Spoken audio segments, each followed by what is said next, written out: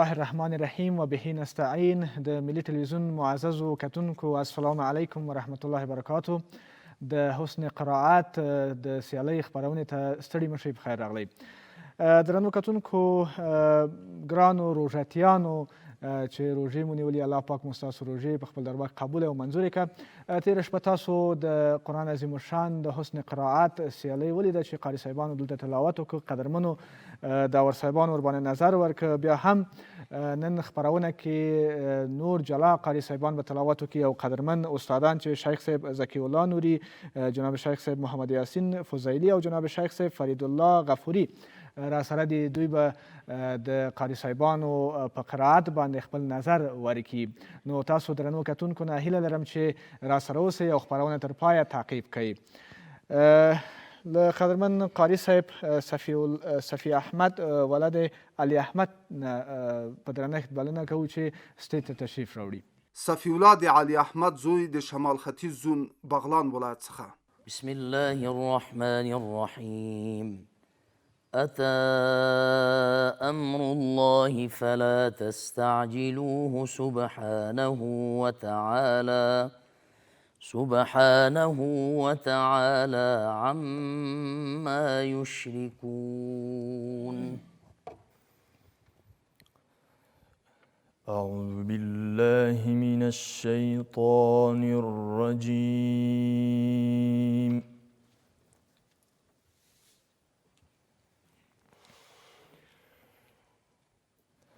بسم الله الرحمن الرحيم.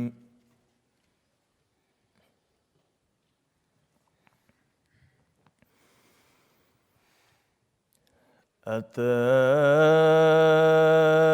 أمر الله فلا تستعجلوه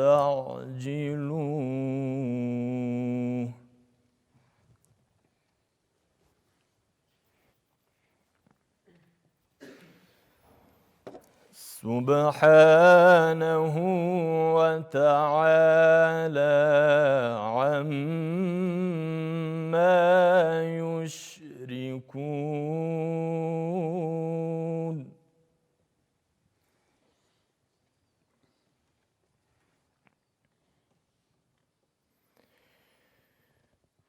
ينزل الملائكة بالروح من أمره على من يشاء من عباده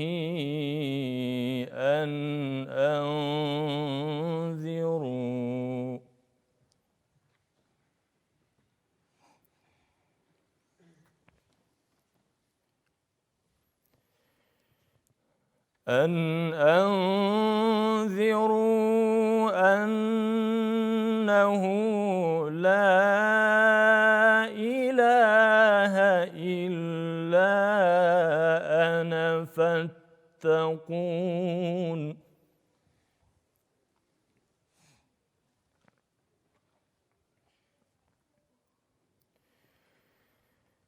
خلق السماوات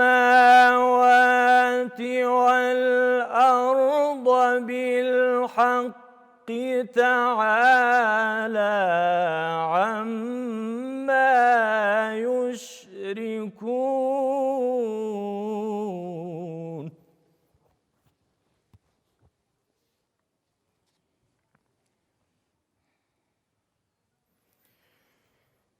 خلق الإنسان من نطفة فإذا هو خصيم مبين. والأنعام خلقها لكم فيها دفء ومنافع ومنها تأكلون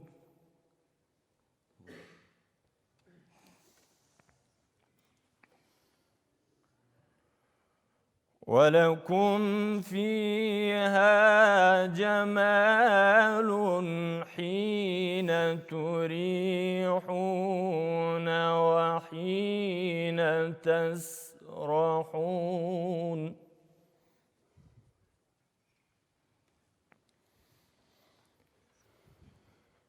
وتحمل أثقالكم إلى بلد لم تكونوا بالغيه إلا بشق الأنفس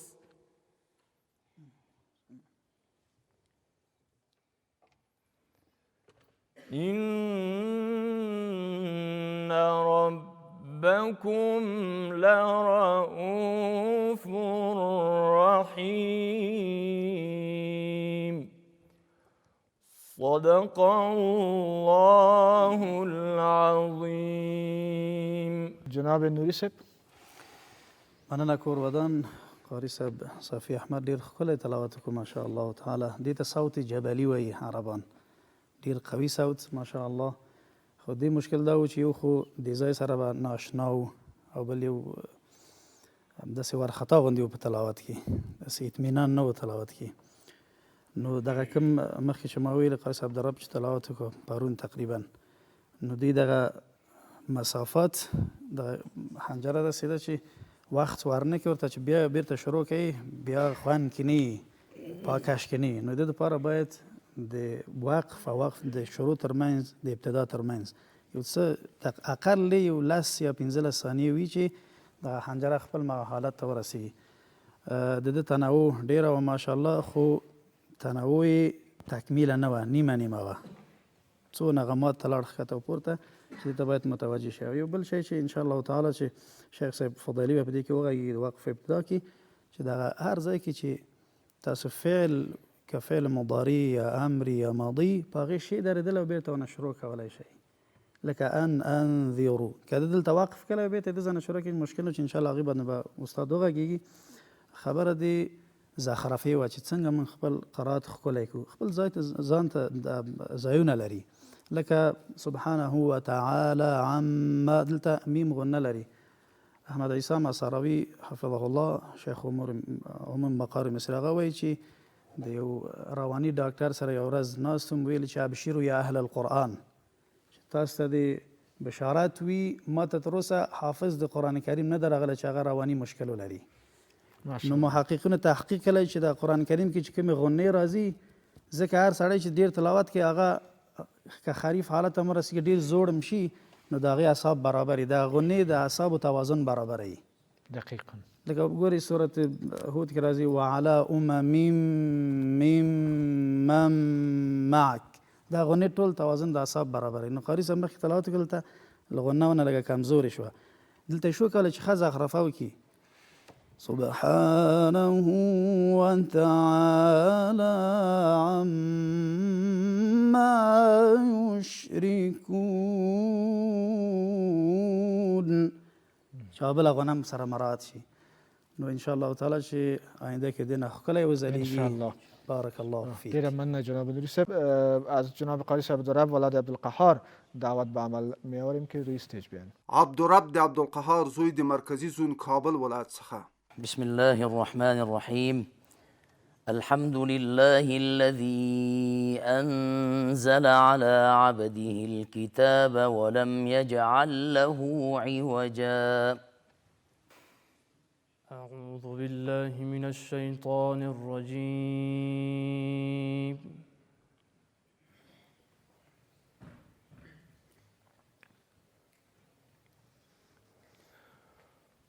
بسم الله الرحمن الرحيم.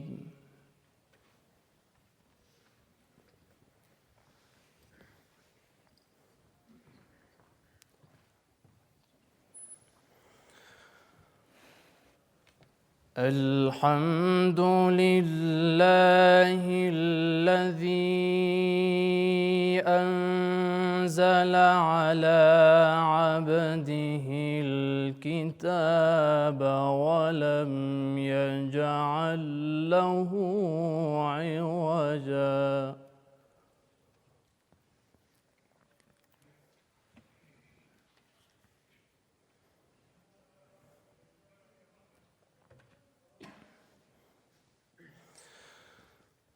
قيما لينذر بأسا شديدا من لدنه ويبشر المؤمنين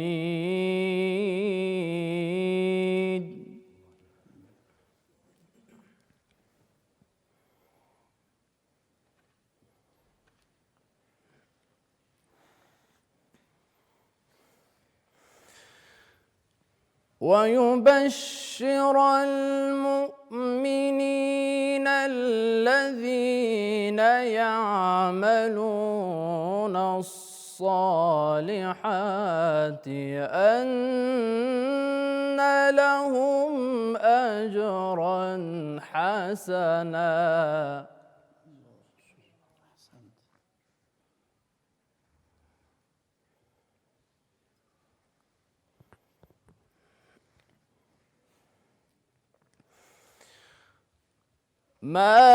ماكثين فيه أبدا وينذر الذين قالوا اتخذ الله ولدا.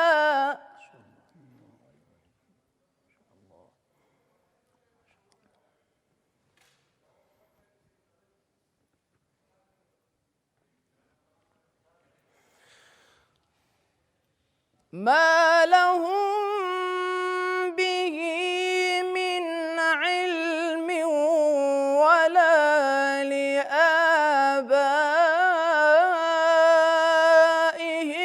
كبرت كلمة تخرج من أفواههم.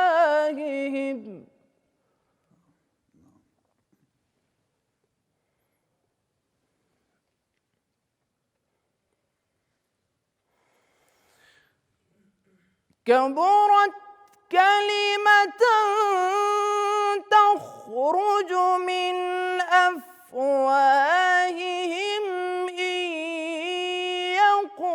يقولون إلا كذبا.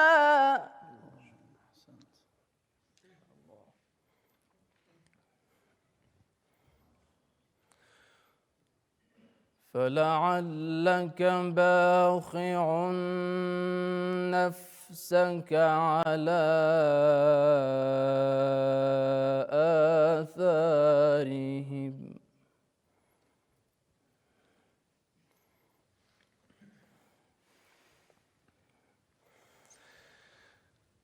فلعلك باخع نفسك على آثارهم إن لم يؤمنوا بهذا الحديث أسفا. ما شاء الله.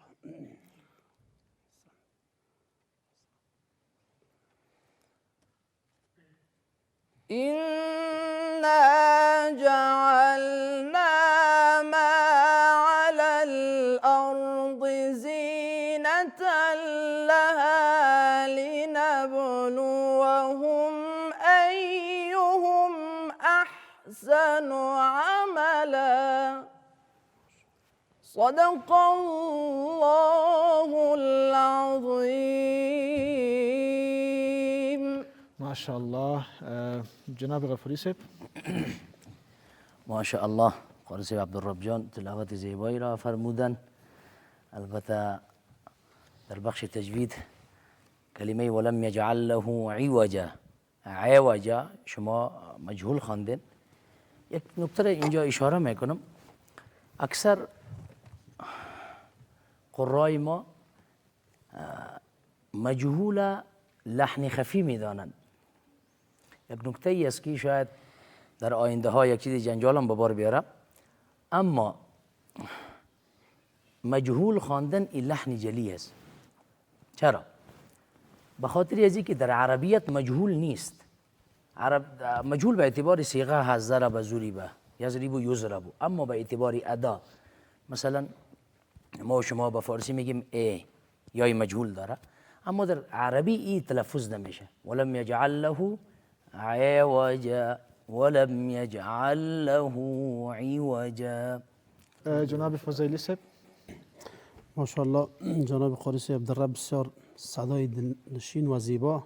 مهم قاری صاحب دیدین که هدف طرز و اندازه تلاوت است و قسمی که شیخ صاحب یادآوری شدن شما از هر زون بهترین ها انتخاب شدین. تلاوت های محافلی با رقابت بسیار تفاوت داره. ما یک مشکلی که جدی بود شیخ صاحب غفوری گفت که مجاورت حرف مستعلیه را به حرف مستفیل بسیار دقیق باشیم. گاه وقت قاری صاحب میبینه که ولی قاری چقدر خوب تلاوت کرد ولی را نمبر نداد. اونجا مثلا مسئله علمی است و یک چیزی که عیاده بسیار مرا خوش اومد کبرت کلمه تخرج من افواههم، در من افواههم وقف کافی است ولی یک عیاده بسیار زیبا کرد که مرا خوش اومد. از جا بسیار یک معنا خوب میاد، ولی در اینجا در کلمه هایی که افترا به الله میشه، کلمه هایی که مثلا زجر است، قاری صاحب کوشیدن این مقامات به نگاه معنای استعمال میشه. در این جاها سوا خوانده شود که به پروردگار خود چطور ما یک دروغی بزرگ را بسته میکنیم. این متحیر متعجب ساختن.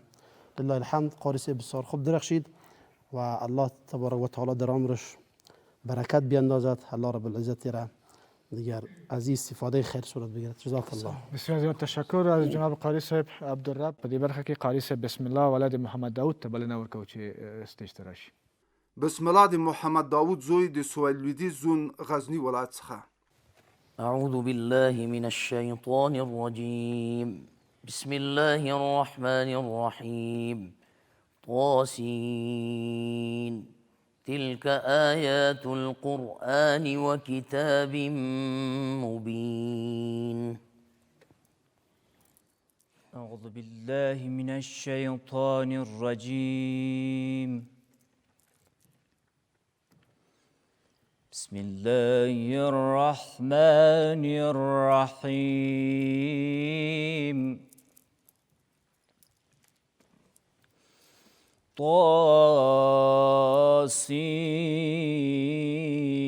طاسين.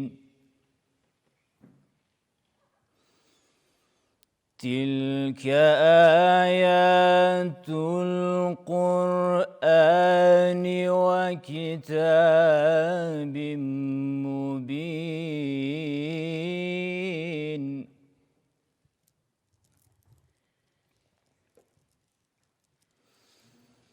هدى وبشرى للمؤمنين.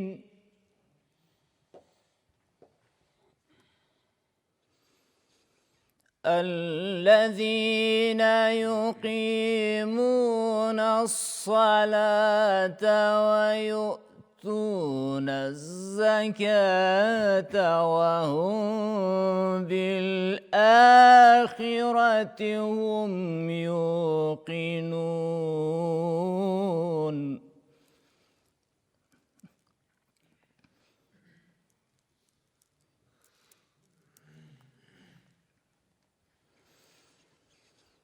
إن الذين لا يؤمنون بالآخرة زينا لهم أعمالهم فهم يعمهون.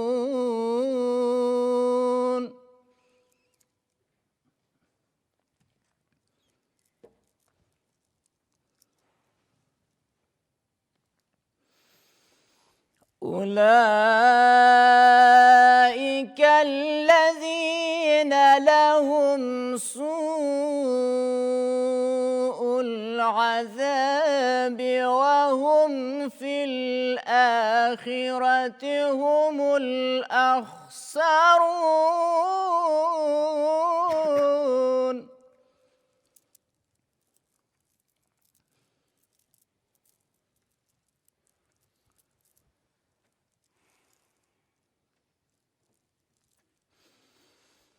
وإنك لتلقى القرآن من لدن حكيم عليم.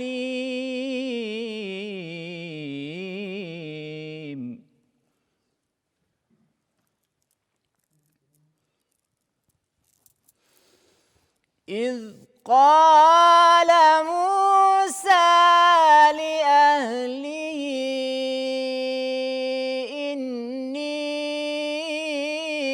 آنست نارا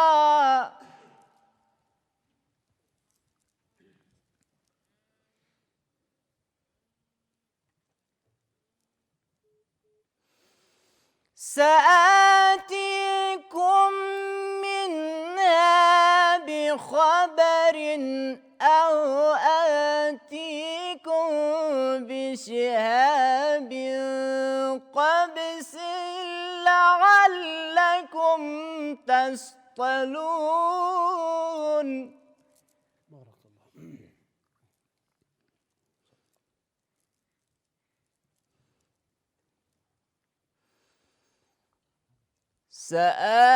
سآتيكم منها بخبر أو آتيكم بشهاب قبس لعلكم تصطلون. صدق الله العلي العظيم. ماشاءالله. جناب غفوری صاحب تاسو نظر ورکړئ. بسم الله الرحمن الرحیم. ماشاءالله بسم الله جان تلاوت خوبی را کردن. بسم الله الرحمن الرحیم. در حرف را پیشترم استاد فضیلی سے اشاره کردن که دهی صفت تکریر موجود است اما بالفعل نه، بالقوه. یعنی اگر بخوایم دهی صفت تکریر پیدا میشه ولی بالفعل اجتناب لازمی است. دوم طوری حرف را را ادا کردن گویا یک حرف دیگری بود. بسم الله الرحمن الرحیم. او در حرف طا مدی اصلی است، مد کش کردن. خیر بالعموم یگان مشکلاتی که هست میگیم. اکثرا در تلاوت شما در حروف مده که حرف واو باشه انضمام شفتین نیست. الذين يقيمون الصلاة ويؤتون الزكاة. اما انضمام شفتین که مخرج اصلی حرف واو است. الذين يقيمون الصلاة ويؤتون الزكاة. از قاری صاحب محترم بسم الله تشکر. شما میتونید به جایگاه خود تشریف ببرین. تشکر. د ملي رادیو تلویزیون قدرمنو کتونکو اوریدونکو دا و د نن ورځې د حسن قرائت د سیالۍ خپرونه، البته زموږ خپرونه دوام لري د افغانستان د اتو زونونو څخه چې درې کسان هر زون نه انتخاب شوي دي قاري صاحبان. دوی به خپل منځ کې رقابت کوي او بالاخره په فاینل کې به درې قاري صاحبان به د لومړي مقام لپاره رقابت کوي. نو قدرمنو داور صاحبان نه هم ډیره مننه چې راسره ښایسته داوري وکړه. ماشاءالله الله پاک دې اجر او ثواب نصیب کړي ورته. د تخنیک په برخه کې پروډیوسرۍ ډایرکټرۍ برخه کې ټول همکاران په مننه چې راسره وو. تر بیا بلې خپرونې چې سبا انشاءالله ستاسو په درانه شوپړ کې حاضرېږو تاسو په پاک الله سپارو. دا خپرونه د اتصالات لخوا تاسو ته وړاندې شوه.